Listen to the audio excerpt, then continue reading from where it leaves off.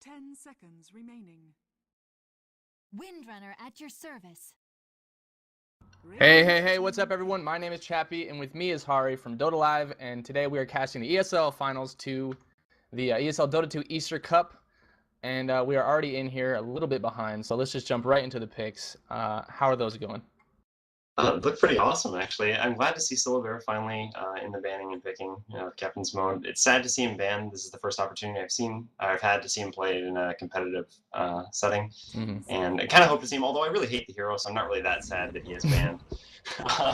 But other than that, I mean, pretty typical stuff. Tied first pick, and then Leshrac, Windrunner, all pretty ridiculous heroes at this point. There's not really anything that's necessarily slipped through. There's a possibility for a Ricky third pick here going into the second set of bans, since you could ban out the things you'd be worried about, although it wouldn't really necessarily fit with their lineup too much. But Ricky is really popular right now, so it's always a possibility.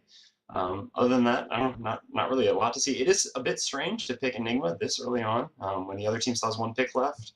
They can easily pick the VS to counter it pretty effectively.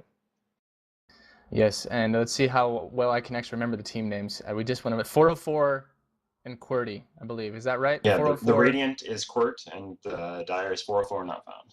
All right, okay. For those of you who don't know, this is the, again, this ESL Dota 2 Easter Cup final. And I believe this is this for anything? It's for a very prestige fantastic. and fame? Yeah, no, there are T-shirts, I believe, that are given away. I want the T-shirt. Give it to me. These are some pretty sweet T-shirts. I'll be honest. I wouldn't mind getting one of those. Wink, wink, nudge, nudge. Know what I mean?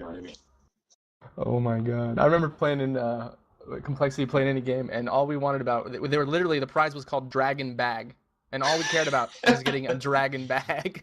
But there could be anything in the Dragon Bag. Yeah. But the thing is, it was only a second place prize, and we got first place, so we were like uber bummed about not getting the Dragon. It was the Infused. I don't know if you remember the Infused Cup, but anyways. Yeah. Wait, how can you have a prize that's better than the Dragon Bag? Yeah, I don't know. That's what we were confused about. That's why we were so sad. Back to the bans and picks, though. It actually they did exactly what I expected. The early Enigma pick led to the VS pick, so that's a little unusual. I mean, it wasn't just VS that they could have picked Beastmaster there easily as well. Although VS is such a no commitment pick. I mean, it doesn't really take a lot to fit VS into the lineup, so it's a safe counter to Enigma. Definitely, you can pick VS safely regardless of Enigma's in the game too. So I don't know. I guess it's just not that big of a concern, obviously, for Radiant team, which is I believe 404. No. Qwert, okay. Radiant Qwert, 404. Dire. Yeah. I guess they're just not that worried about it. Which I'm kind of familiar with that mentality. There are teams and players that don't worry so much about counters. Like I guess you just wait. You just hold on for as long as possible until everything has been cast and everything has been spent, and then you go ahead and you throw that big black hole out when there's nothing left. But then again, that's obviously risky, because if you wait that long, then really what is Enigma doing the entire time? Just maybe getting a Malphus out there, some auto attacks. It's kind of risky. It's definitely something that we're gonna have to keep an eye out for throughout the entire game. Yeah, well, I mean, it could just be their familiarity with setting them up in lanes. I mean, maybe they're planning a tri-lane possibly, and if that was the case, maybe they just wanted a comfortable side lane, sacrifice lane solo, and Enigma was just something that they felt really comfortable with in that position. And they, I mean, he's strong in the early and mid game without needing black holes. Just later in the game, you really need those black holes to hit for him to kind of pull his weight. So, yeah, I mean, it can work either way, obviously. And if they go for like fast mech, obviously that's always just very helpful as a team fight item, regardless, even if you're not getting black holes off, because you can farm it so quickly with the Eidolons. Yeah. And neither team yet has really come out with any kind of agility carry or right-click carry. There's and we're not going to really see one, I guess, here. So it's going to be Storm Spirit, and I don't know. We'll see. Maybe 404 is going to match with an equally mid or equally semi-carry type pick here, and not go for such a late game. That seems to really be the meta game for the past month and a half. Really, is just occasionally you will see like the Knights, not Night Stalker, but the Ricky. But it's a lot of, oftentimes it's not. There's just no hard carries whatsoever, and I don't know. I think it's not a bad thing. It makes for less of the traditional Chinese farming hard carry, come out 50 minutes and rape, and win, I should say. But yeah. Well, then that's part of the reason Leshrac is just so popular now, because he commit. Yeah, wow, I cannot speak. He gives so much early on, and then he can really scale quite well, actually, even despite not being your typical carry, which is similar to Storm. Well, Storm is a little bit more late game oriented. I mean, but obviously he's quite effective from level 6. Still, though, Ricky comes on. Wow. And so, speaking of late game Yeah, oriented, that's pretty that's hard. the complete opposite of an early game hero. That That's hero very does hard. nothing early on. Definitely, but it's good. Oh, my boot fell off. That's my counterweight to my mic. I'm okay though. I like that, especially against the solo mid Storm Spirit, because I'm assuming it's solo mid, obviously, but Yeah. it's great. I mean, no mana. Even after level 6, if you spam, what is it called? Astral Imprisonment. Right, then it still makes it very gankable. Makes for a very gankable Storm Spirit. But, yeah. That makes sense. Let's see. They're 5 quickly out here. Let's try and go over some of these names, even though I don't recognize them, and some of them look pretty difficult to say or long, or both. But yeah, so we've got Sasu on Storm Spirit, Dipak, and you and me can debate pronunciation here at will. It's all right. Dipak on Enigma, playing on Venomancer, overwhelming on Tidehunter. LPX, Oh, come on, say the full I'm name. not. I know you want. Even though I already did, but LPX on Crystal Maiden, and then for the Dire team we've got Squillo on Earthshaker, Dark Ogre on Vengeful Spirit. Actually, we're gonna have a bit of a meeting here real quick. With the smoke comes out, so kind of the advantage on their side. The stuns are coming out just kind of sparingly and at random, so not a whole lot of coordination in that regard. But it is Squillo who looks like he might be going down here first. One more auto attack indeed. Crystal Maiden's gonna grab that first blood. Now we do have the answer back. Tide goes down very quickly as well. And now we have people just splitting apart. LPX going to go down right now as well. But look at Lesh and Vengeful Spirit, both on low HP. Lesh is actually going to go down to Enigma. Enigma now in danger of going down. Oh my gosh, this is insanity right now. Nibur is the last person who I believe has not gone down for the Dire team. And he should. No, he's not. He's too slowed. I think everyone may have died for the Dire team. The entire Dire team got wiped, and actually the Obsidian Destroyer saved or prevented them from getting a kill. He actually astraled the Enigma when the last hit would have killed him, and it actually disjointed the last attack flying out from. I can't remember if it was I think it was the Windrunner. So kind of a poor play there. Yeah, but still that turn of events. I mean, there was another thing that really factored into that fight. Leshrac actually missed his second stun. It didn't hit anyone. There were two. If he just aimed it a little bit more back, it would have hit 2 heroes, but instead hit no one. And I mean, I was questioning anyway the fact that he stun. Would stun over Diabolic Edict, because you would think at level 1 the amount of damage that Edict would do would have been worth it. But I mean, you really have to, I guess, just consider the fact that you want the stun so badly or something that's why you leveled it. But then you absolutely have to hit it. Yeah, I don't think it was worth it. I mean, because he didn't, and it's just so much damage in Edict. It just doesn't make sense. If you're going to go out so aggressive with that level 1 smoke gank, and you already have such AOI, you have several stuns already, you don't really need that stun. All you need is DPS at that point. So maybe that could have been a mistake. They're actually going to have a go here. 3-on-1. Nice little fissure there. He's going to actually stay. Lesh actually going to stick around a little bit. He feels pretty safe behind that fissure wall, and I don't know if this is going to be the undoing of him. One more hit, and he's going to go down. Oh, nice little juke there. And the little body block, he could stop. Pink could actually stop right there. He misses the stun yet again. Imagine Edict in this situation would be so much more effective. Meanwhile, VS takes out Crystal Maiden by himself, and now it is a 3v2, so this is going to be in the advantage of the Dire here. Well, he's going to get slowed here. We're going to see there is going to be a gush in 10 mana, but until then, it's just Anchor Smash for 30. What is this Lesh doing? So ballsy. Couple more hits. Going to miss the stun again? He is! He's going to miss. He's 0 for 3. 0 for 3, and there's no delay on the stream apparently. I'm being asked, or maybe a small delay. I'm not streaming, so I wouldn't Either know. way, But yeah, Lesh. that Lesh, well, 100% have to second guess. I mean, hindsight is 20/20, but still, having not hit a single stun. Oh wow, a little bit of missing. Okay, never mind. They're not gonna go. I think they might have been able to maybe get some more damage on Dark Ogre there. If you could see overwhelming cancel his gush there, but they actually have a go here, but it's not going to block anyone. That big guy can squeeze through just fine. And he's slippery like a fish. Yeah.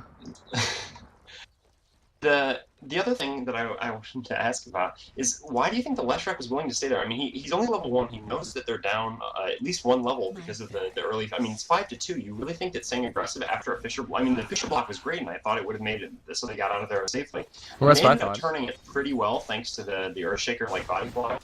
But still, I mean, why would you stay around there? Why not just back off? You understand that you're at a disadvantage already. Why not wait until the lane gets a little bit closer to your tower to try fighting? Yeah, they're playing ultra aggressive, and like you mentioned, especially Green here. and without Edict. And I mean, God, Edict would have been so effective in the way that these team fights.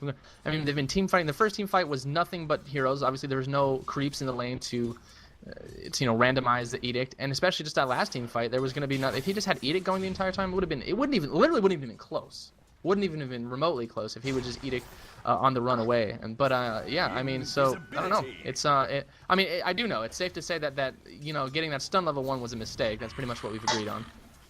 Yeah, well, I think it's probably a case of, I mean, I'm just going to guess that I didn't actually click on him when he was running out, but I'm just going to assume that he got the stun at level 1 before actually, typically this is what you're supposed to do on any hero. Oh, actually, there's going to be go again. A Dark Ogre, they're actually going to try, look at this, they're just trying to kill each other first. They're just so in deep. Dark Ogre's actually going to go down. Chris Main going to get that kill. I think he's 2-0 now. Now Squo and Run Noob's run is on the way back. We actually haven't gone over the entire team. Let's do that again before more action goes down in this action-oriented lane. We've got, like I said, School on Earthshaker, Dark Ogre on VS, Nibur on Windrunner, Run Noob's run on Lesh, and Artista on OD. Yeah, the Leshrac actually has another stun in that fight there. He had 2 heroes grouped up and didn't hit it again. And I mean, I don't want to put too much blame on him. It is really difficult to hit Leshrac stuns without a setup stun first. But still, I mean, it's kind of unfortunate that he's missed basically all of his stuns. And yeah, what I was going to say is I assume he actually probably just got level 1 stun when they were heading out, rather than waiting until, what you're supposed to do is wait until you actually need the ability before you level it and then level it and use True. it. Because absolutely, if he'd seen the situation coming out, he probably would not have leveled stun right away. He probably just thought that they wouldn't actually, he didn't expect the tri-lane to be bottom here. He thought they would just catch someone and oh god, look at his positioning. He's going to go down here very easily. A little bit out of position. And look, they might not even be able to return the kill on VS. No, they're not. And instead, Skio's going to get a whole lot more DPS put on him. They're just out of regen down there, basically. They're really struggling. And this Lesh is just playing so aggressively that it's really just kind of costing them this entire lane. Yeah, they would have been able to trade kill on the CM there, actually, but the Vengeful Spirit actually backed up. He didn't throw out an auto attack after the stun, and if he just thrown out 1 attack on the on the CM, it would have been enough to kill him. He realized it was a second too late and actually tried turning back, but then wasn't able to get the stun in time thanks to the Fisher. But despite the excitement going on in this lane, I would like to take a look at the other ones. Oh, wow. Enigma 23-19 versus a 19-3 Windrunner. I mean, Enigma should probably win this lane anyway with good Enigma play, which is what I was talking about, why they would pick the Enigma, because they're so comfortable with that hard lane solo player playing the Enigma. So that is quite brutal. I mean, 19-9. What is the... I mean, the Enigma is level 6. The Windrunner is actually level 5. So that's not terrible, just a 1 level disadvantage. But, I mean, it's still not great, a level 5 to level 6. Yeah, I mean, it's going, let's see in mid here. We got Storm Spirit working with 23-6 as opposed to 18-9. So both the Radiant versions of the solo lanes, top and mid, are at least slightly in the favor of, again, this is Qwert. Is it Qwerty or Qwert? I'm not positive. I think it's Qwert. But the one thing to mention, though, is even though the Storm Spirit's winning slightly, if you check, the experience is actually in the favor of Duke Sitting, because obviously when you're in Astral Imprisonment, you cannot actually gain any experience. So if he's doing that when the creeps are going to die, he is still getting a slight experience advantage, despite not winning CS. Yeah, and look at, look at the way that they're laning this down bottom. Look at VS and Earthshaker just totally waiting in the flanks, barely even in experience range. Obviously treating this Lesh as the carry very clearly, but he's just feeding, and that's really just not happening. We got instant rewarding, but I believe yellow. I believe looks like Tide King there and got that. I believe so. I'm not sure. Either way, that doesn't matter. The wards go right back up, not a second down. The support is not too bad here. They're gonna actually wrap around. We'll see if they can make anything happen. No, they can't because there's that ward. There's a ward lane down bottom, or ward in the lane down bottom. Yeah, I think they know that CM left, so they thought this might be their opportunity. It really would have been. Unfortunately, their Shaker just wasn't in position to land stun. And I have to assume, yeah, there will be a counter ward coming. CM doesn't actually have one on her, and the courier is busy, but I assume she'll buy one soon enough, since they did see where that ward is placed down. And that's really going to hurt the Dire, not having any vision there. That'll make it really easy for the Radiant to wrap around again, pick off those lower level, lower health heroes. Oh, looks like they're going to try to have a go here. It's going to be on Squeal. He should be able to block all them off pretty effectively. And the sun comes out as well, and that should be that. Maybe they, I mean, if they can turn this around right here, they should be able to. They've got full. Oh, but he's level 6 already, actually. Oh my god, I didn't even realize that. They're actually going to have a turnaround. If that stun could have come out earlier, it might have been a little bit better. They are going to get 1 in return at least. Potentially 2, because look at Edict go to town. That's what Edict does. Now it's LPX in deep, but he has the creep support of his line. He should be dead, actually, especially with that EST ping back in. He's only level 3, so that death timer is virtually non-existent. Oh, that's about as good of a fight as the Dire could have hoped for there. Yeah. I mean, to run into a Ravage, well, not really run into a Ravage, a right, and tag you at the tower and still go 2 for 1. Certainly a favorable exchange. And yeah, again, that is just the power of Edict. And, well, I don't really feel like I should keep saying the same thing over and over again that he should have had. Interesting, in the mid, Storm going the Arcane Boots build, which means that he's most likely trying to build towards a Bloodstone.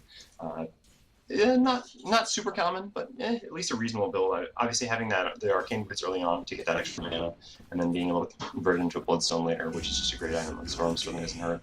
Not maybe quite as common as Treads, but it'll work. Although what's a little bit more unusual is he actually has 3 points in Overload and only 2 points in Vortex. Normally, you would expect 3 points in Vortex, so you have enough time to pull it into the Static Remnant. That's usually the standard build before maxing Overload or Static Remnant afterwards, but a little unusual in that regard. Yeah, we'll see how that works out for him. But gosh, this lane down bottom is just... They've been completely countered by that ward in the lane, and I'm talking about the Dire side here. They have such a potentially aggressive lane, and they've done nothing with it, unfortunately. A lot of it has to do with the fact that they had that terrible team fight at the very start. And look at, they really want to go. We actually have a TP from mid. Finally, some movement from additional lanes. This should be a pretty one-sided fight here. There's no ult here on Tide, but it shouldn't matter. There's not a whole lot to go around here. Level 4, level 6. There is a swap on VS. Could look out for something there, but they do actually catch sight and are going to evade that death trap for now. We'll see if this 4-man push continues. It looks like it might.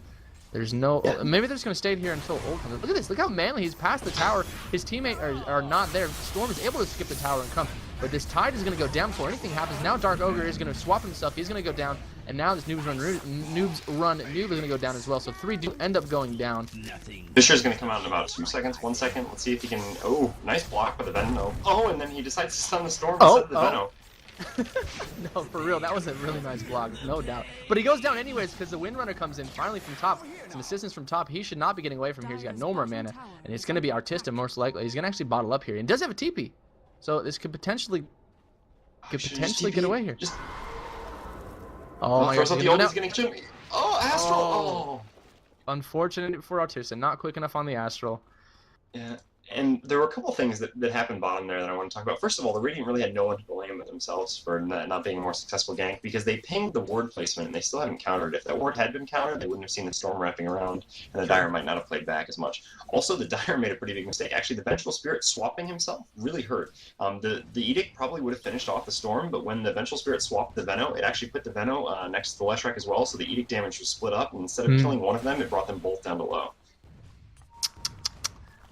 It's the very common, desire to just throw out your ult as VS at the very end of your life. You just want to do it, and oftentimes it can be detrimental. So, yeah. So we're gonna have a bit of a congregation in mid here from the Dire. No tires whatsoever have gone down. Make sure that I'm looking around correctly here. Enigma has not left the lane, but he is farming quite fine, and that's gonna really pay off, obviously. In the mid game here, we're gonna have maybe a fissure and a slow. Nope, slow doesn't go anywhere. They are gonna. Oh, how did that not shackle? It totally looked like it should have shackled there. I wish I understood the criteria for the coding of that ability and how it does shackle sometimes and doesn't others, because it's pretty ridiculous. That was just weird. So we do have an ult here ready to go from Tide. He's gonna jump in there. This guy's definitely dead. He's probably not gonna blow ult here unless he can grab 2. We do have a TP coming in. I'm sure they probably see that. Shackle again, not shackling that one. At least I can understand. Enigma does not have an ult up. See if they can get a stun off anywhere. Slow. Throw that. Watch some pro warding. Nope, not gonna block. Who's gonna go down?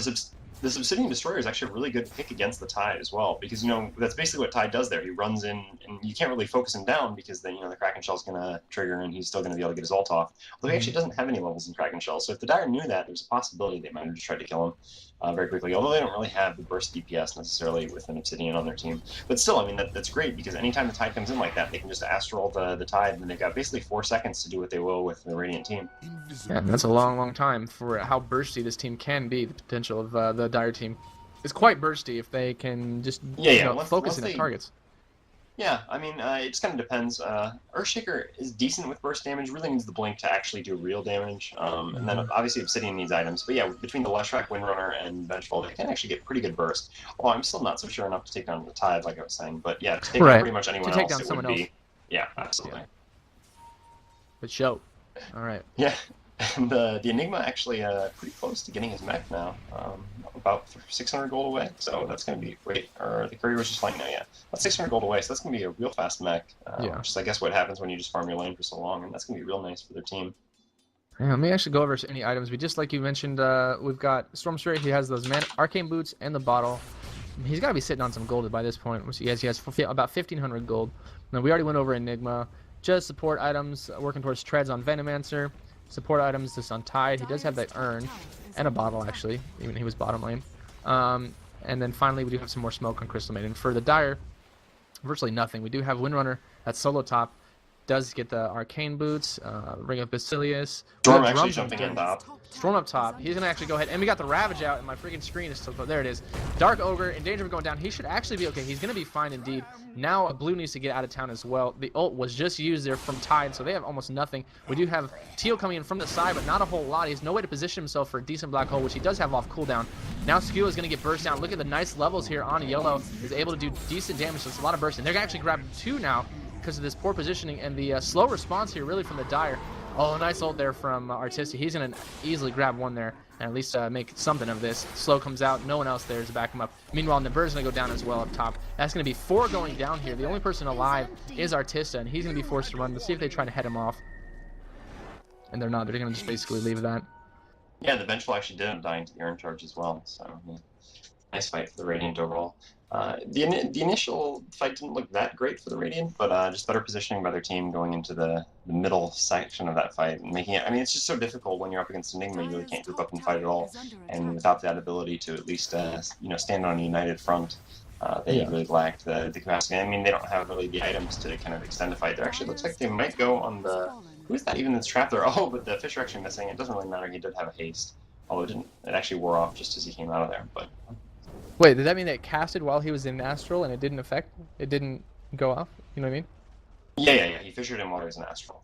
No. Who had the haste? Who had the haste? Tide had haste.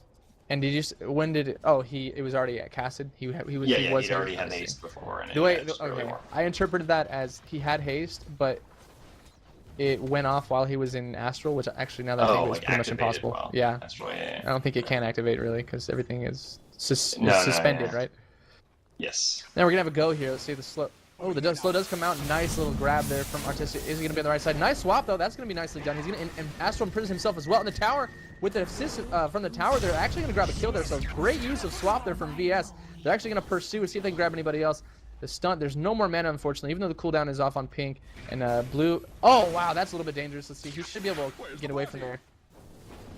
Oh, it's unfortunate for them. He's bottling back up now. This is going to be a nice job. He's going to try and grab 1 more shot. Nicely done. Just in and out from Sasu. Great play from Storm Spirit. Now Artis is in danger of going down. He should be going down as well. And indeed, he does go down. That's going to be that. He could have actually Astral his teammate, the Vengeful. I thought they would actually just kill the Vengeful. They actually turned around. I think maybe they expected him to Astral as well. He didn't, and so then they turned back around, and the Storm had to actually ult back in. Did get fortunate enough to not miss uphill on the last hit on the Vengeful. But I think if the Obsidian had Astral him, he would have lived. And I guess for anyone out there who does not know what I'm referring to when they say Obsidian, that would be Brown Artista Outworld Destroyer, which is a name that I will never actually call the hero. Stick it to the man, right? Well, I mean, I'm not really sticking it to anyone. It's not Valve's fault with the copyright and everything, but Outworld Destroyer is a ridiculous name. And Obsidian Destroyer is better? Whatever. It's the name of the unit. Yeah, right. It's not really. That's a pretty weak justification. I'll give you that one. I'll give you that one. Okay, Obsidian. Both names suck. Whatever.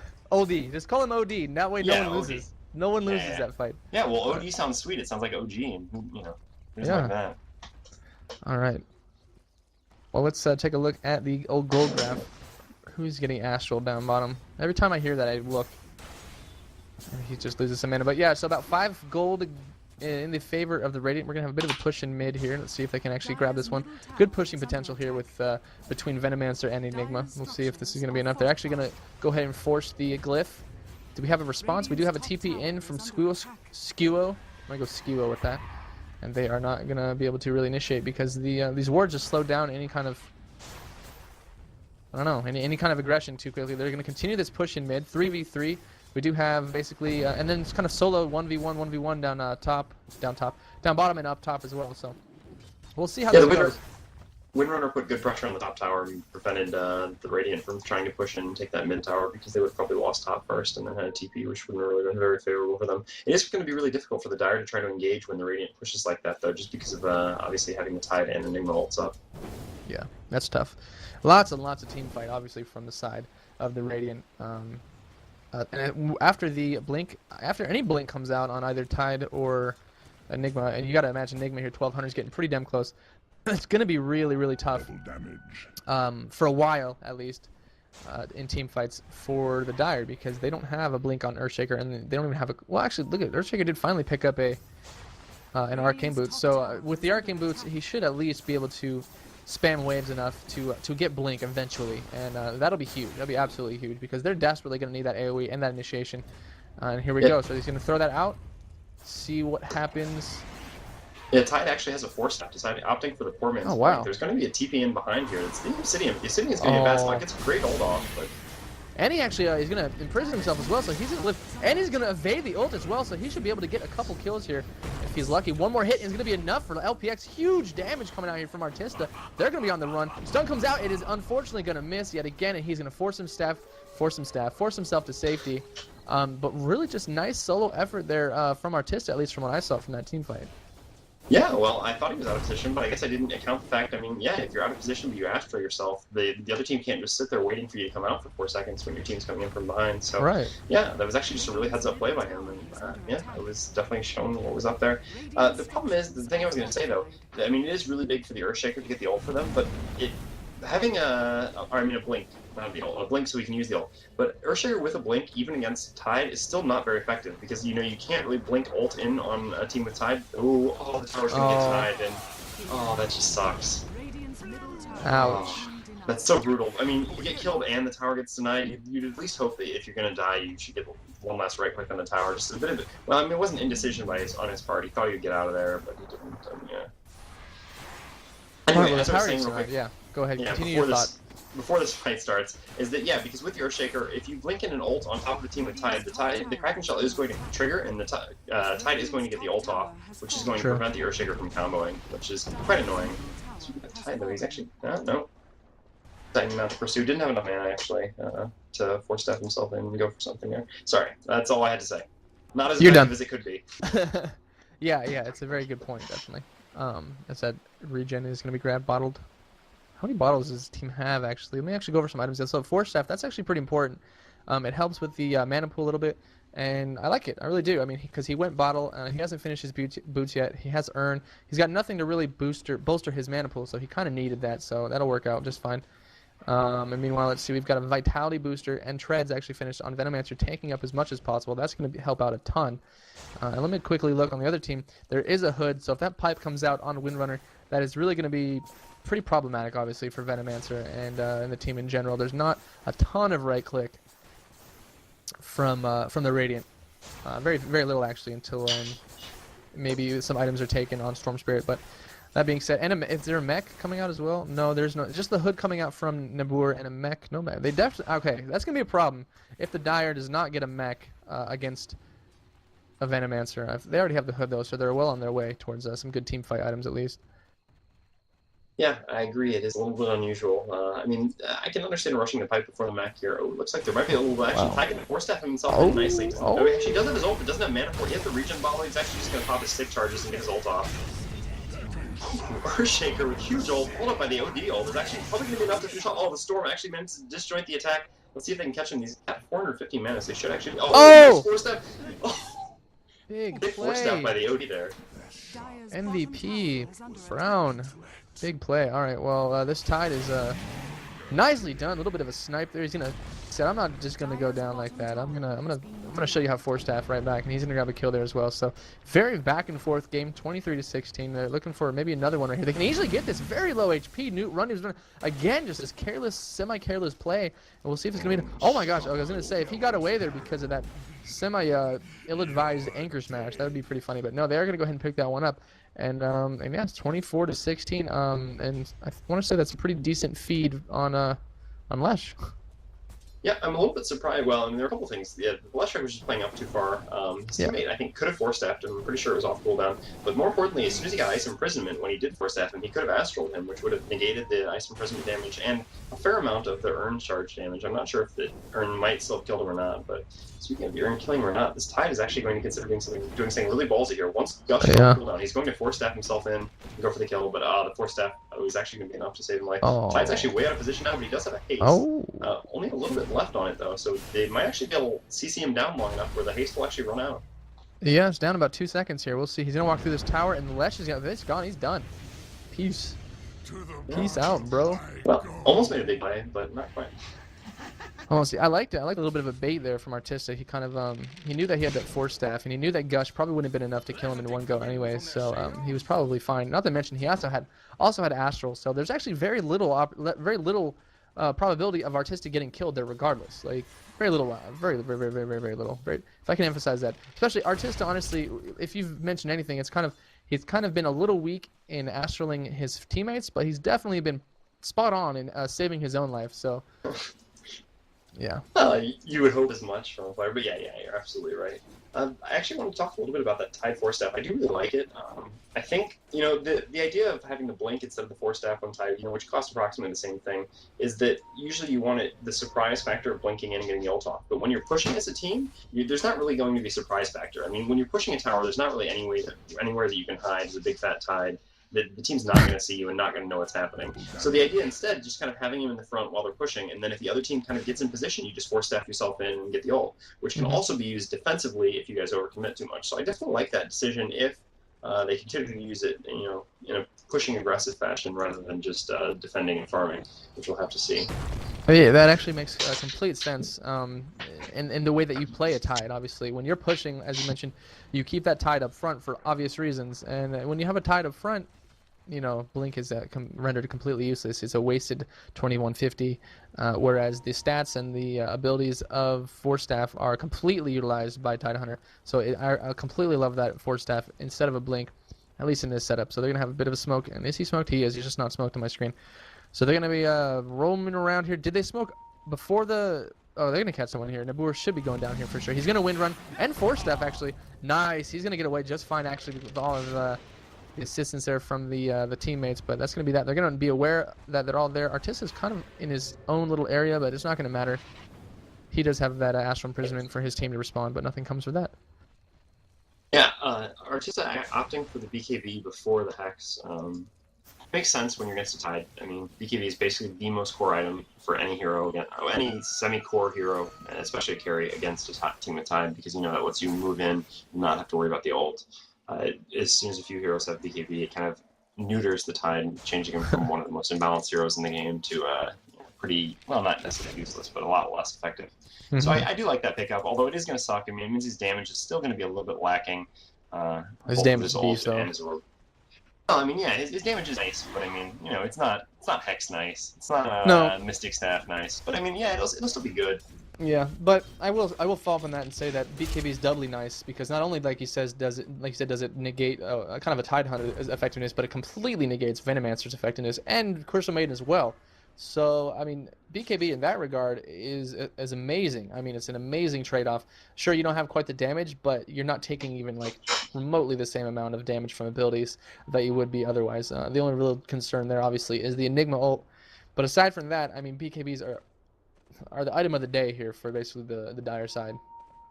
Yeah, well, it kind of emphasizes how we've kind of talked about how the Tide Force Staff shows that they want to push, and it's kind of the same thing with the BKB on the Obsidian Destroyer. The BKB kind of shows that they just want to play a passive farming game and force the other team to come to them, because, if you wanted to try to catch opposing heroes, you'd much more likely want to have the Hex to try to pick someone off, like a Storm Spirit who could escape, being able to CC them. But yeah, because they're happy just to farm, he just wants to make sure he has the BKB up in case there's a push coming where he actually has to get engaged in the team fight.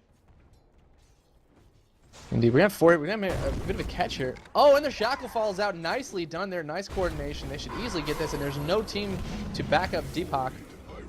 And that is going to be a great... They might push off the back there. I'm not sure. Enigma is a great pick, but they're not going to. There's no buyback goal in Enigma. They don't know that. They're just going to be satisfied with that.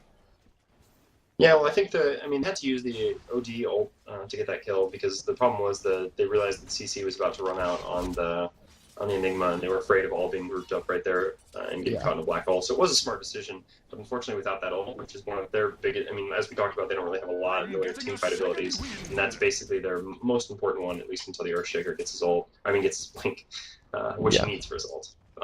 So yeah, I guess they just decided, oh, well, more farming time. It's going to buy them having the Enigma dead for a little bit longer. Unfortunately, yeah, they do really need to take at least bottom tier 1 tower. You can't really let the opposing team have any tier 1 towers at 30 minutes into the game. But I mean, it's not going to be too big of a deal. Gold graph is actually, it's basically the exact same as it's been this entire game. It hasn't moved much. No, it really hasn't. Yeah. Oh, here we're going to have a bit of a pick off here on Nibur. See if they can follow up with anybody else. Baby swap there from Dark Ogre. I'm not sure if that's quite worth it, especially since there was a pipe available and wind run on Nibur. Now Dark Ogre is going to go down, and that is just going to be 1 for none exchange there. And actually, Nibur, never mind, it could be 0 for 2. Ult comes out. They're going to grab Nibur for sure, and maybe another one. Skio's going to run in, and he's going to get a ult. He's going to get a stun on 3. Unfortunately, it was not also on Tide. And he's going to get the ult out underneath the tower. Oh my goodness, a little bit miscommunication there, unfortunately. No ult left on Autista, still 65. 2 are dead right now for the Radiant, 1 for the Die, make it 2 for 2 apiece. Now a third goes down. Artista in danger of going down as well. Couple more auto attacks, he's going to be able to get a kill here, but oh, just in time for that, Deepak gets the ult out. Is there enough DPS to kill Artista? There is, he finally does go down. Now Deepak should go down as well. He jukes kind of a weird, oh, the sun comes out if he gets out of here. Is he bottling or something? Oh, he's at the massive regen and armor as well. And Noobs Run Nude should be okay. We'll see if he gets out alive. Gosh, it's hard. Okay, so eventually Enigma does finally go down. Dark Ogre, who died very early on in that team fight. I'm not sure. I think he just respawned. And these team fights are just ridiculously hectic. Yeah, it was a questionable decision to try the power shot there for the Windrunner. One more right click, it definitely would have done it if she just attacked right away before the regen kicked in. But yeah, missing the power shot. Well, similarly, you just can cancel the power shot instantly, and it would have been enough. Yeah, that's very true. He charged it. That's a very good point as well. Yeah, also, as you were saying, yeah, a little bit of miscommunication, actually. Astraling the Enigma, who was about to get stunned by the Earthshaker, but I guess it was still worth it anyway. I mean, the Earthshaker Enchant Totem stun, with only 1 level Enchant Totem, wouldn't have actually done that much damage to the Enigma, and I guess it was better to disable him for 4 seconds to make sure that he couldn't get that black hole off, which he still had, rather than, worry about getting a little extra damage to him before you did it. Yeah. And I was going to mention it, Josh, because I know that you always mention this, is all the support items on Enigma, so it is actually pretty detrimental if Enigma does get caught out. And he did earlier, as we mentioned, he's going to be having the pipe and the mech. If he gets caught out in any situation, not obviously he's not going to have an ult to contribute, but he's not going to have 2 huge team fight items as well. And I know that you always mention that you don't like seeing. I hate this. Yeah. I absolutely hate it. It's such a terrible decision, I really think. I mean, in this situation, I guess they didn't really have anyone else they could put it on, although Tide is actually going for a quick refresher, which I mean is planned on him, but I really feel like he could have carried one of the items, or the Veno. I mean, the Veno's having a tough time farming, but no, actually, yeah, the Veno has a Vanguard, which I really hate. Veno absolutely should have had one of these support items, because yeah, as you said, if he gets killed, even not if he gets caught out, but if he gets killed, actually, which I guess is a little bit safer, since he's the Enigma and he's probably going to be playing in the back anyway, but still, if he gets killed in the beginning of a team fight, you lose those abilities, and you probably pop the pipe, but you might not have the mech, and just like that. And then, yeah, the Vanguard and the Veno, since Vanguard's been nerfed, obviously not giving as much health anymore on range tier, I don't think it's near as core as it used to be on farming Venomancer. I mean, obviously, since he's not the main support here, I can see him, and I think he could have easily gone for the Piper mech, which would have been just as good. If not, I would have been better, actually. Spread the support items is the message from Hari, all right? And listen, he knows what he's talking about, all right? So we've got a BKB. I don't know if we mentioned the BKB pickup on Sasu. He also has the point booster, and that's pretty much that. So that's going to be very important, and that is going to really...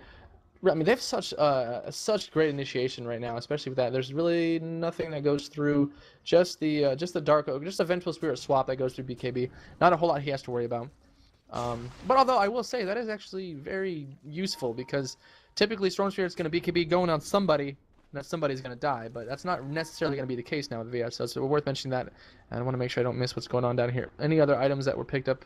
BKB on Leshrac and the OD, actually. And the Leshrac BKB is actually going to be huge. It's going to contribute a lot more to these team fights. Yeah, BKBs, yeah. And we're going to keep an eye out for that, see if the BKBs can be cast before they get chained down, because if they can, and if they can get enough traction with the team fight, then they should, honestly, they should come out on top, because BKBs just negate so much from this Radiant team. We'll see what happens here. Keep an eye out for also has the blink, actually. What? Dang. Yeah. All right. Well, they're gonna back off. Look, they're splitting. They're not backing together either. Risky.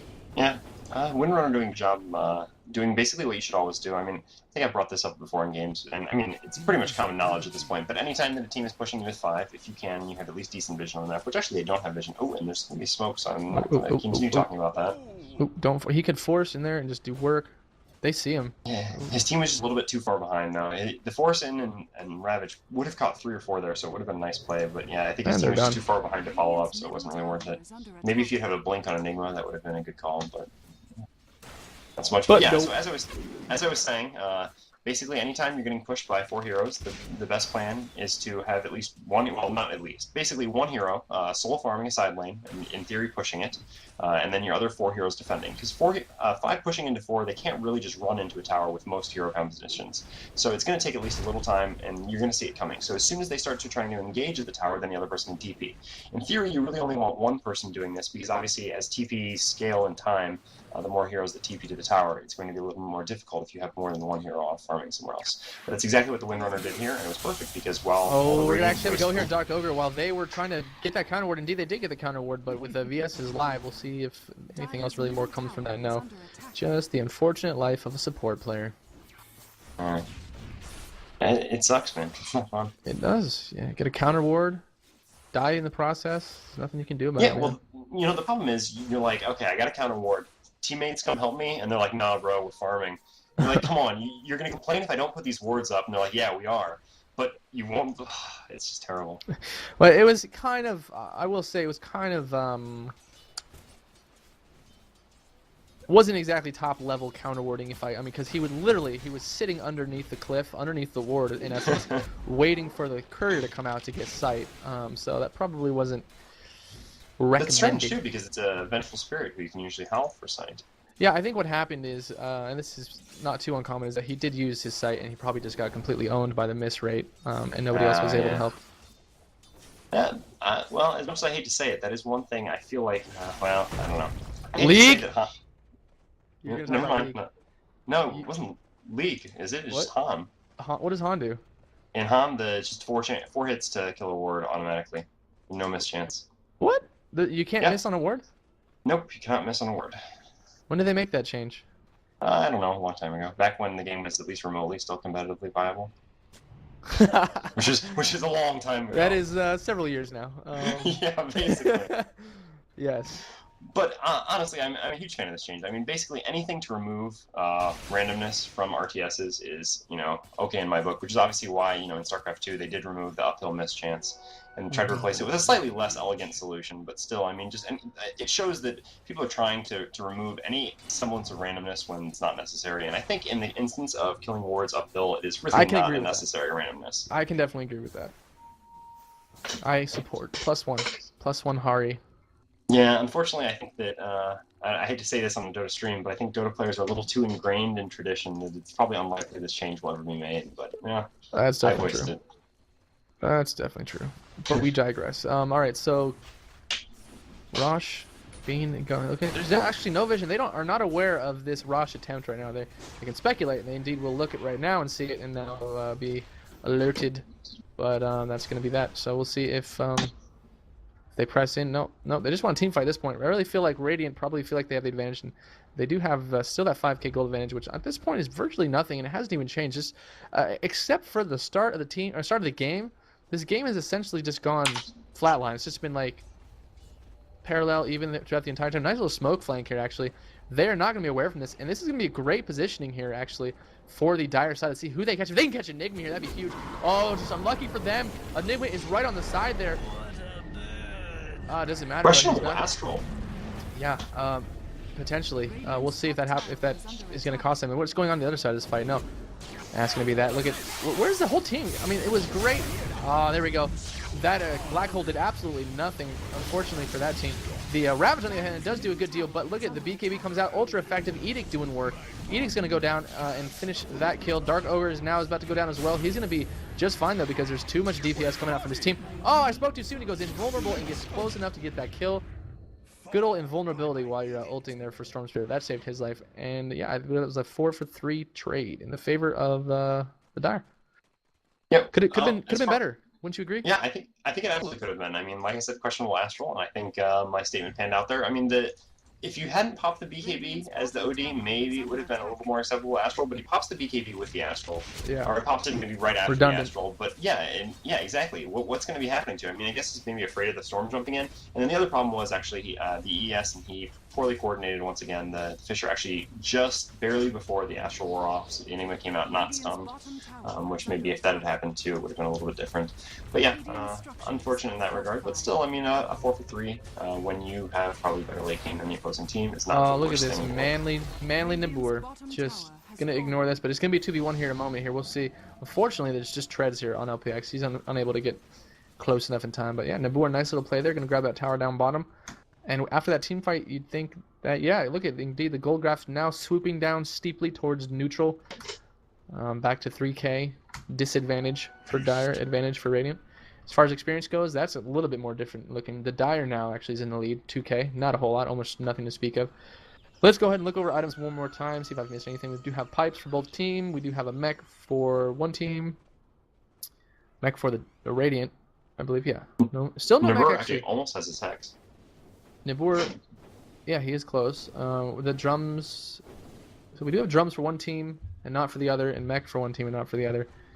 I really don't understand why there'd be no mech. Mech is just so cost effective if you can use it effectively, obviously. And we're gonna have another what looks like Rosh attempt here. This time they are at least aware of what's going on beforehand, so we'll see. Again, they're just gonna be pushed back here slightly. Look how grouped up they are. They are ready and poised to go. Deepak wants to make it happen, but they're not able to do it. They're fortunately, not really fortunately, Dire is just not giving them the opportunity. They're not really getting caught out or anything. Dire is playing well in that regard, at least with their positioning. They're not allowing for any opportunities, any exploitations to be made from the Radiant. So they're just gonna force like a heads up fight in the worst. And we'll see when that eventually happens. There's that ward there from the Radiant. Will they see this? I believe F3. Yeah, they'll F2. see this. Oh, hey, it works now. They fixed it. Oh, F2 wow, it does works. work for both sides. Oh my That's God, amazing. Valve! High five. So they do see it. They do. All right. Well, like I said, they see it, but they're gonna. It doesn't matter. They're gonna have a go. Look at him. He's just gonna zoom in and out. Little Speedy Gonzalez. We're gonna have a go. And LPX. They're actually gonna grab LPX, and that's gonna be the first. Maybe all they can get. No, look at Fisher doesn't block, so they're gonna be able to finish off another one here on Deepak.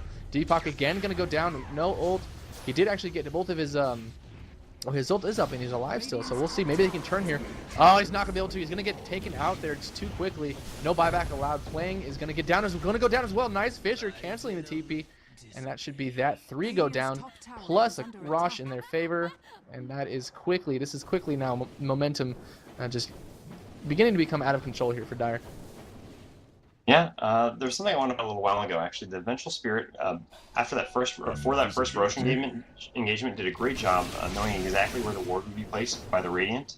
I mean, I can ping, but I actually think you guys can't see my pings. No, we can't. So that's kind of useless. Yeah, well, right up on the hill there, and he counter-warded it immediately. Basically, if they had vision there, well, they smoked and went around anyway. The smoke would have actually been seen, but you could tell exactly what the Radiant wanted to happen there. They wanted to have that vision there, see if they came a little bit closer towards the stairs there, and then the tide would just force-staffed up, and then we've got to get it off. But actually, really heads-up counter-warding from the Vengeful, knowing exactly where the ward would be based on the way the Radiant was positioning themselves, allowed them to actually get that good smoke out. We're going to have a lead here on Nabur, but there's no team for a little bit here. We'll see. It doesn't matter. Just, ooh, nice. Sassy was going to go ahead and BKB and do what he can. He's going to force the back here. Dark Ogre's not going to walk down. He's going to walk south. Oh, because Lesh and reinforcements are coming from the south. So he's going to get a stun here on Deepak. He's going to go down, unfortunately, though. Edict is out, and BKB is actually about to be spent here. Ravage, both ults are up here. There it comes out. Unfortunately, just a second too soon. Not able to do enough. He does have the refresher, though. So it could be another ult coming up in a second. Oh, he goes down. Skio takes him out before he can get the refresh ult off. Deepak now in danger of going down. One hit. Second one. Force staff comes in. It's enough to get to close.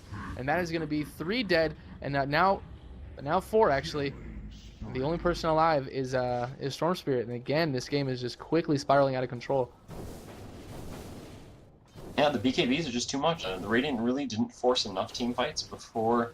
I mean, it was tough for them too, obviously, because Windrunner was doing such a good job solo pushing whenever they tried to push S5.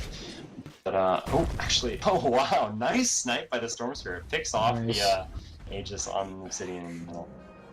Radiant's top But yeah, tower is under attack. they needed to force a couple more team fights earlier on, back before the Dire got the BKBs up, and now that the Dire's had the BKBs up, it's just so hard for Tide to get a good ult off. I mean, he just has to wait so long before he can ult that it makes it so difficult to imagine that he's going to catch more than one. And right there, he actually would have had a pretty good ult. Just it was a second too early. Just a little itchy trigger finger and hit two BKB rather than any. Yeah, that BKB, man, like I said, it is completely going to pay off in this team fight, in this game, especially because there's just not a whole lot of right click, and you do have plenty of right click here from Obsidian. God, its name is OD. Okay, OD. OD. You got tons of right click, and there's no right click. There's just a refresher, so they didn't even build Tide with the capacity to really right click anybody down. Storm Spirit, he does have Scythe, but still, I mean, that's hardly an answer to OD. So because of that, because of their reliance on the team fight abilities and reliance on spells in general, obviously the BKB pickups are just going to be absolutely monumental. And I honestly think it's decided specifically because of that. I think that BKBs are there's no way around BKBs. There's no way around them. I don't see really how Dire can win as long as the BKBs Radiant are at least used. Yeah, exactly. I don't see how the Radiant can win as long as the Dire uses their BKBs effectively. Yeah, I mean, the one thing for them is that the BKBs were picked up so early on multiple heroes that it means that as the game progresses, they will turn into 5-second BKBs rather quickly, which it gives a little bit more of an opening. I mean, with that Refresher ultimate on Tide, which he does have the mana for conveniently thanks to the 4-step pickup, I guess it's still possible that they can turn this around, even against the opposing grid late game. But the problem is, yeah, they just don't have the right-click damage to really do it. So they're really going to rely on those ultimates even more heavily now than ever. And, Venomancer ult, the Tide ult, the static damages just aren't going to be as relevant as, obviously, the game progresses. No. So, I don't know. It's looking a little bit bleak. Yeah, it is looking bleak. But the thing, and although it is a great point that Black King Bar's duration does go down, it doesn't... I wouldn't really call it a flat loss because, each team fight, time goes on, and as time goes on, these heroes with these BKBs are going to be able to kill people faster. So, that's true. It's not necessarily a saving grace, although obviously, it makes a difference, but still. And the other potential problem is that, sure, you could catch people in a Ravage, but the big problem with a Ravage specifically is that there's a cast time and indeed a spell time as well. It's not instant. So as long as you're quick with it, and these guys are both, I believe, playing on a EU server. They're both EU teams. They have very low ping. They should easily be able to, as long as they're not sitting underneath Tide. If they're at least halfway away from Tide, then again, Tide can just make sure that his positioning is good. And again, he doesn't have a blink really, so it's actually very difficult for Tide to even surprise people with to surprise the BKB users at least with the ult, with the Ravage, and then again, obviously with the second Ravage. That would have been a way to do it if he had blink, but he doesn't. So it's really an uphill battle here for the Radiant. We're gonna have what looks like a smoke gank. We have 3 heading down. They're going to meet up as 5, and they're actually going to... This is pretty nice. They're not going to know that they're in full strength down bottom. They're probably going to assume, but they're not for sure. And this Yellow could get caught out here, and this is a huge problem if Yellow gets caught. He's going to walk up here blind. Will they have enough? BKB is going to come out, and the Sheep. Wow, look at the DPS coming out, and the secondary Sheep. That is absolutely... He just completely melted. And they're going to have a go to Nabur. They're going to trade for Nabur. But is it going to be worth it? Probably not. The stuns come out. Stasu should be okay. He's going to BKB, and he's going to ult away. And Dipak is going to live as well, so that was all right for the Radiant. Just a 1-for-1 exchange, but the problem is that Tide, it was Tide that went down. It was the Refresher Tide that went down, and that is absolutely huge. He's going to be down for another 50 seconds. The DPS is going to come out from Lesh with this push. They should be able to get this they should be able to get this tower, I should say, before Tide comes back up, and we'll see if they're able to. We're going to have the buyback from Nabur. I believe, obviously, that's got to be a buyback from Nabur. So they're going to be at full strength. Without the double ult from Tide, and that's going to be even more difficult because there's a blink. There's no blink on Dipak. There's really no way they can do anything here. We're going to have the damage coming out. They're going to go ahead and use that glyph. They're going to go in. BKB, it should still be off cooldown. It is. I mean, yeah, it is on cooldown. 20 seconds. We're going to have the BKB out there from Lesh. Lesh should be going down here if he's not careful. One more. That's not going to be enough. Look at that. He's completely unaffected by anything with that BKB. This game is the BKB. It's a story of BKBs. The game of BKBs. That Rax is definitely going to go down. 3 are now dead. And yeah, I mean, although I do like the team fight capability as Dipak is in danger of going down here yet again, I do. Oh, and that shackle. Oh, that was an enemy creep. And that Rax goes down. And here comes the ult. There goes one ult. He gets stunned. He does not. That was a good restraint. He did not have enough teammates to really. This might be a good time now. Yeah, exactly. Skew gonna go down. Artista and the black hole comes out. Nicely done. Good team fight. They're gonna get plenty of kills here, and just as importantly, they're gonna get a lot of experience for this. The board is gonna not be able to be finished off as well, but at the expense of a Rax, and still, you know, they're still in the same situation that we've been talking about the entire game. So they're not looking very good.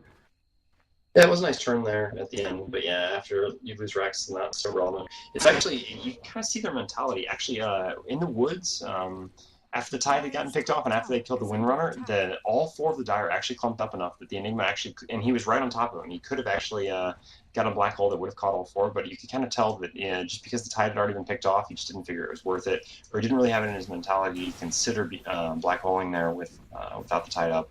So kind of unfortunate there. I mean, that possibly, I don't know, it would have been a tough call either way because he's lacking so much of their damage without the tide. Yeah. Obviously, he was getting so many items, but it still would have been a possibility that it would have been worth it. I mean, catching all 4, you probably would have gotten at least 2 kills, even if you couldn't kill all 4 of them.